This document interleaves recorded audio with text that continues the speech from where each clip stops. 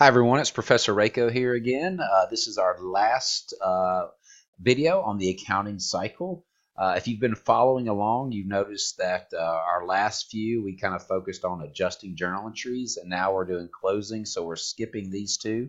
The reason being is the adjusted trial balance is just the trial balance, which we've already covered. It just takes into account all the adjusting journal entries. So you would essentially update your trial balance with all the adjustments made through the adjusting journal entry process. So if we've covered the trial balance, so I think we're good. You should be able to handle adjusted trial balance as well. And then after you have the adjusted trial balance, you're ready to do the financial statements, but we'll cover those in other lessons, so I wasn't going to get into that now. All right, so that brings us to closing journal entries. All right, so why do we have closing journal entries at the end of a period? All right, so it's just an end of the period process, and what we're doing is we are preparing the accounts for the next accounting period. All right, so this is done by reducing all of our temporary or nominal accounts to zero. All right, so what are our temporary accounts? There are revenues, expenses, and dividends. All right, so these things we all want to be zero, okay, because we want them to start over each period. So let's just take revenues, for example. If you take a company like Home Depot or Walmart, they have billions of dollars in revenue.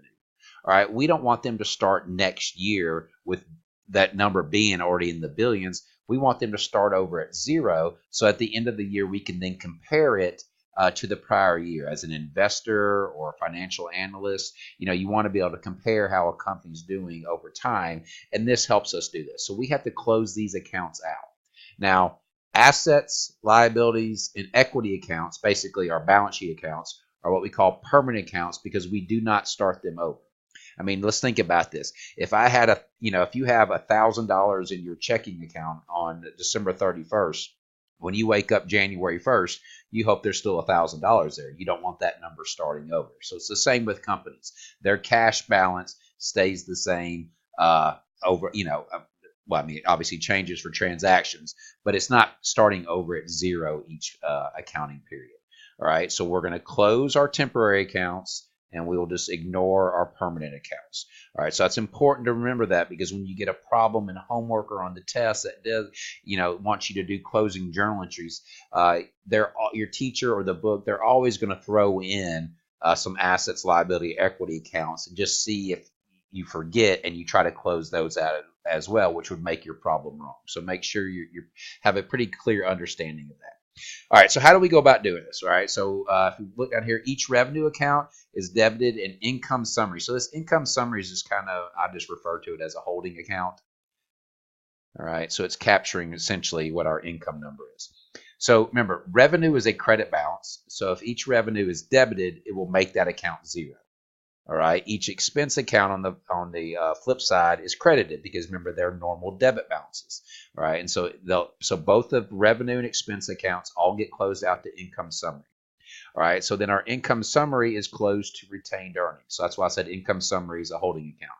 We do these first two journal entries and then we close it out to retained earnings and it's done.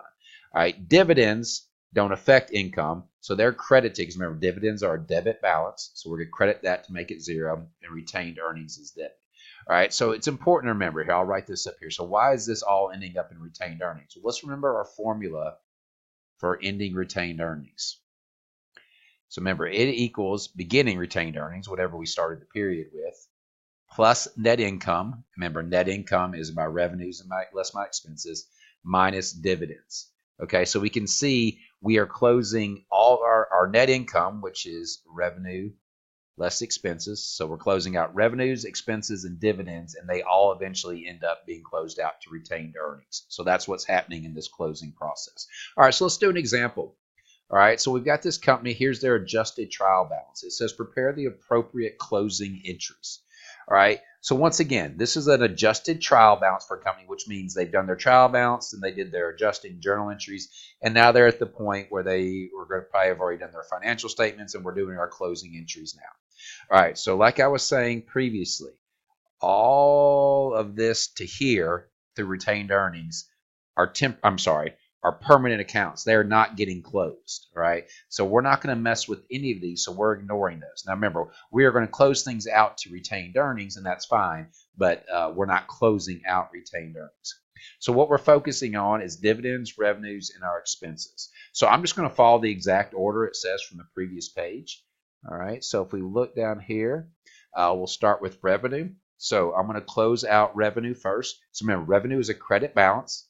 So if I debit service revenue for the $14,000 and credit income summary for $14,000, revenue is now closed out. So it's, if you look up here, it was a credit balance of $14,000. If I debit it for $14,000, that account is now zero, and that is what I want because I'm closing it out so I can start over fresh next period. All right, let's do the same with our expense accounts. Remember, expense accounts are debit balances, so we're going to credit those, which means we're going to debit income summary. All right, so we'll have to come back and figure out that total next, but we have salary and wage expense for $2,300. We have depreciation expense for $800, so we're up to $3,100, and then we have interest expense of $1,000. So our total expenses is $4,100. All right, so if we take our income summary, let's just do a little T account over here for income summary. We have a credit of $14,000 and a debit of $4,100, which means $9,900 is the balance there. Now look, this is also my number. This is going to be my net income number, right? Because that's my revenues of 14 less my expenses of 4,100. So it's another way to look at it. All right, we also need to, so our step 3 says now let's close this out, income summary out to retained earnings. So income summary has a credit balance there, which means we are going to debit it, income summary of $9,900, and credit retained earnings of $9,900. All right, so this account, oops, that's a 900, is now zero because we closed it out to retained earnings. Now remember, retained earnings right here, retained earnings is a normal credit balance. So this credit right here increased it. Remember that formula, net income increases retained earnings. Now look, for some chance, if we ended up having a net loss, that means our expenses would be greater. We would end up having a debit to retained earnings to reduce it and a credit to income summary to close it out. All right, let's close out our dividends. So we close dividends directly to retained earnings. All right, so dividends are a debit balance, so we need to credit them. All right, and that was for $1,000. And that closes out the dividend account. Now remember with our formula here, let me give myself a little more room here. So remember, ending retained earnings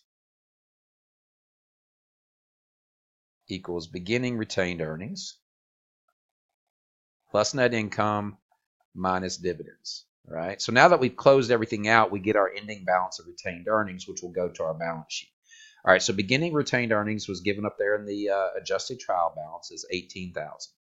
Net income was $9,900. Remember, net income increases it. That's why we saw this credit to retained earnings. Dividends decrease retained earnings, and that's why we saw that debit to retained earnings right there. All right, so my ending retained earnings that would go to my balance sheet will be $26,900, and like I said, so that will be in the equity section of our balance sheet.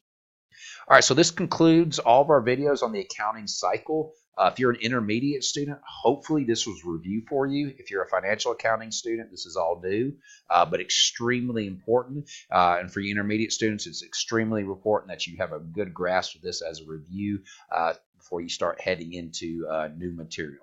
All right, so once again, I hope you're enjoying these videos. Please subscribe to my channel, like the videos if you are enjoying them, and please tune in next time as we start a new lesson.